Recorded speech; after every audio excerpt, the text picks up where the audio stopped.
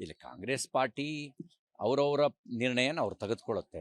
ಇತ್ತೀಚೆಗೆ ಮಲ್ಲಿಕಾರ್ಜುನ್ ಖರ್ಗೆ ಅವ್ರನ್ನ ಮುಂದಿನ ಪ್ರಧಾನಮಂತ್ರಿ ಅಭ್ಯರ್ಥಿಯಾಗಿ ಘೋಷಣೆ ಮಾಡಬೇಕು ಅನ್ನುವಂಥ ಸಲಹೆಯನ್ನು ಕೂಡ ಬಂದಿದೆ.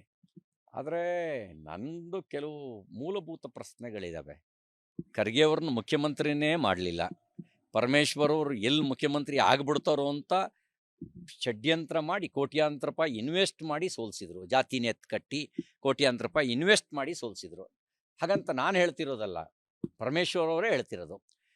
ಚುನಾವಣೆ ಈ ವಿಧಾನಸಭೆ ಚುನಾವಣಾ ಪೂರ್ವದಲ್ಲಿ KPCC ಅಧ್ಯಕ್ಷರಾಗಿರ್ತಕ್ಕಂಥ ಸನ್ಮಾನ್ಯ DK ಶಿವಕುಮಾರ್ ಅವರು ಮಲ್ಲಿಕಾರ್ಜುನ್ ಖರ್ಗೆ ಅವರೇ ಮುಖ್ಯಮಂತ್ರಿ ಆಗಲಿ ಅಂತ ಹೇಳಿದರು. ಸುಮಾರು ಜನ ಅವ್ರ ಮಾತು ನಂಬಿ ಖರ್ಗೆ ಅವರೇ ಮುಖ್ಯಮಂತ್ರಿ ಆಗ್ತಾರೇನೋ ಅಂತ ಅಂದ್ಕೊಂಡು ವೋಟ್ ಹಾಕಿದರು. ಮೆಜಾರಿಟಿ ಬಂದ ಮೇಲೆ ಖರ್ಗೆ ಅವರು ಇಲ್ಲ, ಖರ್ಗೆ ಅವ್ರ ಹೆಸರು ಇಲ್ಲ. ಮುಖ್ಯಮಂತ್ರಿನೇ ಮಾಡದೇ ಇದ್ದವ್ರು, ಮೆಜಾರಿಟಿ ಬಂದ ಕಡೆಗೆ ಮುಖ್ಯಮಂತ್ರಿ ಮಾಡದೇ ಇದ್ದವರು.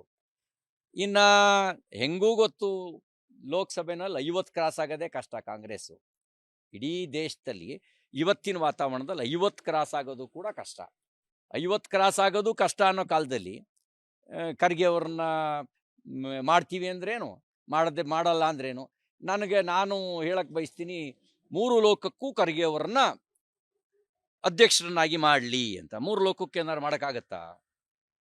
ಬರೀ ಭಾರತಕ್ಕೆ ಯಾಕೆ, ಭೂಲೋಕ, ದೇವಲೋಕ, ಪಾತಾಳ ಲೋಕ, 3 ಲೋಕ ಅಂತ ನಾವು ಭಾವಿಸ್ತೀವಲ್ಲ, 3 ಲೋಕಕ್ಕೂ ಖರ್ಗೆ ಅವರನ್ನೇ ಅಧ್ಯಕ್ಷರನ್ನಾಗಿ ಮಾಡಲಿ ಅಂತ ಹೇಳ್ದಂಗೆ ಆಯ್ತಿದ್ದು.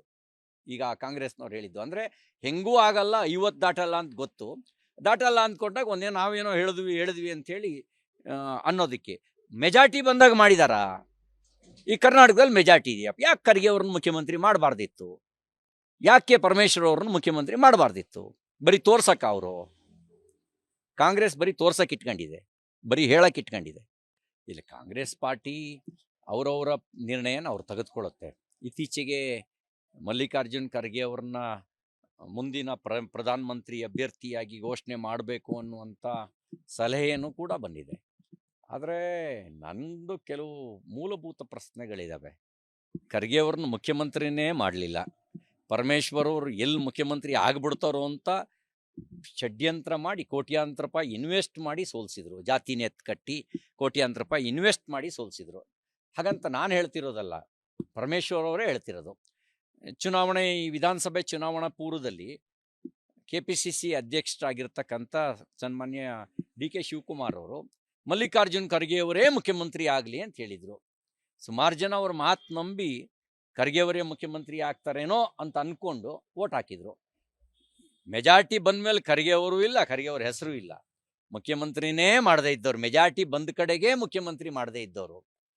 ಇನ್ನು ಹೆಂಗೂ ಗೊತ್ತು, ಲೋಕಸಭೆನಲ್ಲಿ 50 ಕ್ರಾಸ್ ಆಗೋದೇ ಕಷ್ಟ ಕಾಂಗ್ರೆಸ್ಸು. ಇಡೀ ದೇಶದಲ್ಲಿ ಇವತ್ತಿನ ವಾತಾವರಣದಲ್ಲಿ 50 ಕ್ರಾಸ್ ಆಗೋದು ಕೂಡ ಕಷ್ಟ. 50 ಕ್ರಾಸ್ ಆಗೋದು ಕಷ್ಟ ಅನ್ನೋ ಕಾಲದಲ್ಲಿ ಖರ್ಗೆ ಅವ್ರನ್ನ ಮಾಡ್ತೀವಿ ಅಂದ್ರೇನು, ಮಾಡಲ್ಲ ಅಂದ್ರೇನು? ನಾನು ಹೇಳಕ್ಕೆ ಬಯಸ್ತೀನಿ, 3 ಲೋಕಕ್ಕೂ ಖರ್ಗೆ ಅವ್ರನ್ನ ಅಧ್ಯಕ್ಷರನ್ನಾಗಿ ಮಾಡಲಿ ಅಂತ. 3 ಲೋಕಕ್ಕೆ ಏನಾರು ಮಾಡೋಕ್ಕಾಗತ್ತಾ? ಬರೀ ಭಾರತಕ್ಕೆ ಯಾಕೆ, ಭೂಲೋಕ, ದೇವಲೋಕ, ಪಾತಾಳ ಲೋಕ, 3 ಲೋಕ ಅಂತ ನಾವು ಭಾವಿಸ್ತೀವಲ್ಲ, 3 ಲೋಕಕ್ಕೂ ಖರ್ಗೆ ಅವರನ್ನೇ ಅಧ್ಯಕ್ಷರನ್ನಾಗಿ ಮಾಡಲಿ ಅಂತ ಹೇಳ್ದಂಗೆ ಆಯ್ತಿದ್ದು. ಈಗ ಕಾಂಗ್ರೆಸ್ನವ್ರು ಹೇಳಿದ್ದು ಅಂದರೆ ಹೆಂಗೂ ಆಗಲ್ಲ, 50 ದಾಟಲ್ಲ ಅಂತ ಗೊತ್ತು.